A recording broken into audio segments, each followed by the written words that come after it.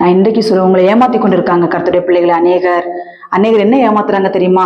தகப்பன் சிட்சிக்க மாட்டார், தகப்பன் சிட்சிக்கவே மாட்டார், வேத வசனத்துக்கு மாறாக பேசி கொண்டிருக்கிறார்கள்.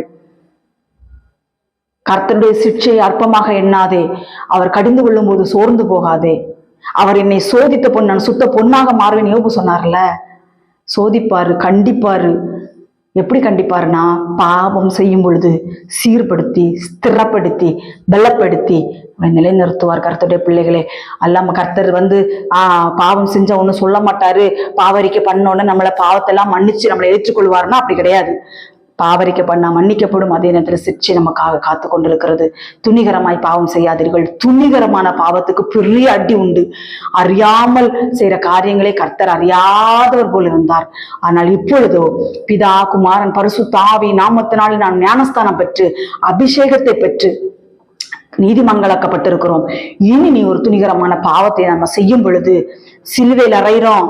ஞாபகத்துல வச்சுக்கோங்க, அவரை நம்ம திருப்பி திருப்பி சிலுவையில் அரைஞ்சு கொண்டிருக்கிறோம். நமக்காக அவர் பயங்கரமான விலைக்கிரியத்தை கொடுத்திருக்கிறார்.